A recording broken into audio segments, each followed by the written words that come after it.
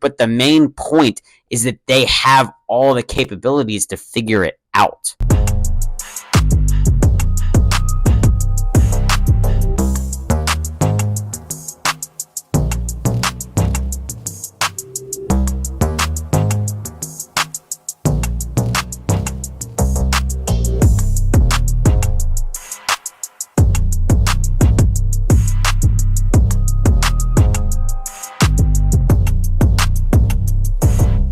What's up, everybody? A lot of things changing. We're in a new setup. If you watch some of my Olympic videos, you know that sometimes I am in this setup. So we're just going to see what kind of works. And then we got a mini mic now, which is kind of fun. I think it emulates what this channel is all about. Just this little mini mic. And then obviously a different intro. We're just going to keep workshopping some stuff, try some new stuff out. But I think the mic is cool because it kind of feels like it's easier to talk into a mic and it's more fun to talk into a mic. But if you clicked on this video, I obviously am talking about De'Aaron Fox is now a San Antonio Spur. We have to talk about February 2nd, 2025 as one of the biggest days in NBA history. One of the biggest days, especially trade-wise. It's probably the biggest trade day ever, which is crazy to think about because, you know, we've had days where Kevin Durant's gotten traded. We've had days where Kawhi was traded, Paul George. There's a bunch of big players that have been traded, but we never thought that we were going to see Luka and Anthony Davis traded for each other, and now we get De'Aaron Fox that night. This is being posted the next day. Should be posted probably about 24 hours after the trade happened, so I kind of waited for a little bit more information to come out, but let's get into the full trade breakdown. The Spurs, obviously they were the main part in this. They get De'Aaron Fox and Jordan McLaughlin. The Kings get Zach Lavine, Sidy Cissoko, and 3 first-round picks. And the Bulls get Trey Jones, Zach Collins, Kevin Huerter, and their own 2025 pick, but is top 10 protected anyway. So if they were in the top 10, they were getting the pick no matter what. I think this was kind of known that we were going to see De'Aaron Fox moved. It was announced earlier in the week that they were looking into options for trading him, and it came out that he does want to play alongside Wemby. He does want to play for the San Antonio Spurs. He does like, obviously, Greg Popovich. He likes that culture there. So let's start with the Spurs. I think the main point of this entire trade was what a job by the GM, Brian Wright. He killed it. He was able to keep all of their young talent in this trade. I mean, he literally just gave up Hicks, Sidy Cissoko, Trey Jones, and Zach Collins. None of the young core that they thought was going to be there in the foreseeable future, right? It was not stable pieces, but he kept Stephon Castle, who was the 4th overall pick this year, who has been amazing. He's going to be up for Rookie of the Year. Jeremy Sohan, who has been great at moments. Obviously drafted him a couple years ago, and he's been decent. He's fit pretty well alongside Wemby. Keldon Johnson, who has had a really good year. And then Devin Vassell, who is obviously just one of the biggest scoring options on this team alongside Wemby, and obviously they kept Wemby. There was no chance they were trading him. But whether all this talent is going to be here when they make their title run or not, the fact that they're able to keep all of them and have the opportunity to find out, like, okay, let's say, does De'Aaron Fox fit in with Stephon Castle playing at the same time? Stephon Castle said he would like to be a true 1, but he's probably going to be more of a shooting guard, especially if he stays on this team as foreseeable future. But does he fit in, right? Does Stephon Castle fit into the system where De'Aaron Fox this year is shooting 32.2% from 3, and Stephon Castle is below 40%? He will probably always be below 40%. He's just not an electric shooter. He can drive. He plays amazing defense.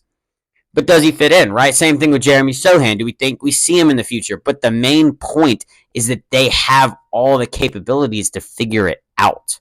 It's not like they traded a guy and then later they realized, ooh, we traded Jeremy Sohan and he was perfect in our rotation now when we're contending for a title. Same thing with Keldon Johnson or Devin Vassell or Stephon Castle. They have the opportunity to find out who stays and who goes in the next couple of years when Wemby and the Spurs are going to be contending for a title, because I promise you that is going to happen. This is just the first move that they make, and they obviously get De'Aaron Fox. It was the main point of this trade.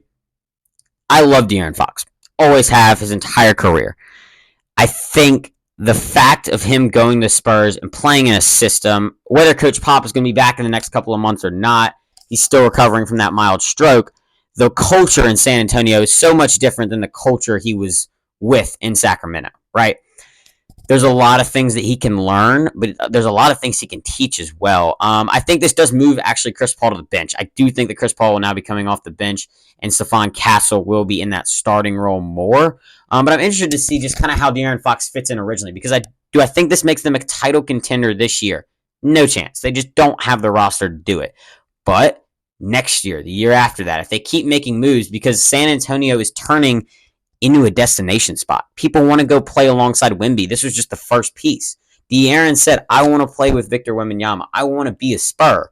Now, could they have waited, 1.5 years till I believe his contract is up in 2026 and then sign him in the offseason? Yeah, but they wanted him now. They want to start building that culture, building that camaraderie. I think it's great. I'm very excited to see De'Aaron Fox in San Antonio because it's somewhere he wants to be, right? When you see a player want to be there, and he's okay taking the long ride, that does not mean that he wants to go contend for a championship right now, but he sees the future and he sees what Wemby can do.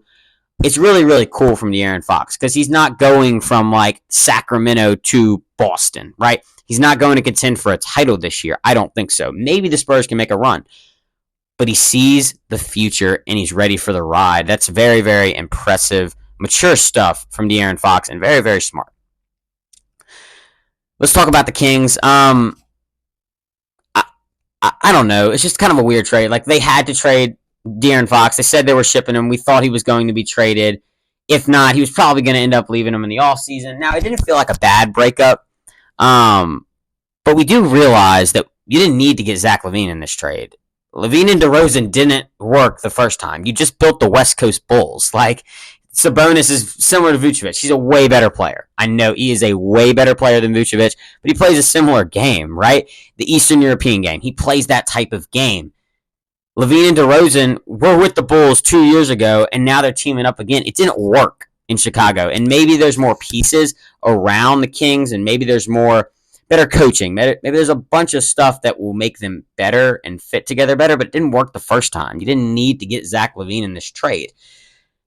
But 3 first-rounders is cool, I guess. I don't know. I don't really know how to feel for the Kings. It felt like they kind of had to, and they were forced into it because De'Aaron did want to end up leaving. But I'm glad it wasn't a bad breakup because De'Aaron Fox's time in Sacramento was really cool. Them not making the playoffs for 19 years and then him bringing them to the playoffs. They go to a Game 7 with the Golden State Warriors. Very, very impressive what he was able to do there. And I'm interested to see if Sabonis is he the main guy? Do they want to roll with him in their future? Do they see him down the road being their guy? That'll be really cool to see because Lavine and DeRozan both, DeRozan's at the end of his career and Lavine is obviously, I would say, out of his prime at this point. He is hooping this year. I will give him that, but he's becoming out of his prime. It's not like these guys are in your future and you're contending with titles with Zach Lavine, DeMar DeRozan, and Domantas Sabonis. So I'll be interested to see if they do anything in the offseason to kind of just maybe they go get younger guys. Maybe they trade Lavine and DeRozan again. I don't really know. I don't see what the Kings want to do, but maybe this works. Maybe Doug Christie finds an ability or finds a way to get DeRozan and Lavine to play with each other. I don't know. And then let's talk about the Bulls. I feel for y'all Bulls fans because I'm a Suns fan. I've gone through a lot too, but it is nowhere close to some other franchises. Let's talk about the Bulls. They seriously can't get any first rounders for their players. They did DeRozan in a sign and trade, 0 first rounders. They traded Alex Caruso to the OKC Thunder, who have 17,000 first round and second round picks. 0 first round or second round for Alex Caruso. What? That is crazy to think about. They obviously got Josh Giddey and stuff like that, but they didn't get any picks for Alex Caruso. And then Lavine, you got 1. You got your own pick that's top 10 protected. You're not going to be outside the top 10 by the end of the season, I promise you. Now, the Bulls do fight for a playoff spot, but that's when they were with Lavine and DeRozan. Now, they're going to be in the top 10. You didn't need that pick, technically. So, technically, you have had 0, 0, 0 on your 3 best players that have gone out of the Bulls organization in the last 2 years. What are we doing? Like, you have to get first-round picks. And, I mean, they got Trey Jones, who I'm a really big fan of Trey Jones. But Zach Collins and Kevin Huerter, that doesn't move the needle for you whatsoever. It doesn't help you in the future. But I do think Trey Jones will be a cool add, especially off the bench. But I do feel for y'all, and I think the main thing that we can think about in all of this madness going on in the NBA, which I want to talk about first, like Kevin Durant, it came out today that the Suns are looking in trades for Kevin Durant. LeBron James is still on the market. The Warriors want a all-star. They want an all-time great to pair next to Steph Curry, whether that's LeBron, whether that's Kevin Durant. Came out that Jimmy Butler will not be going to the Warriors because he does not want to sign that extension, and the Suns are still trying to get a deal with Jimmy Butler to go.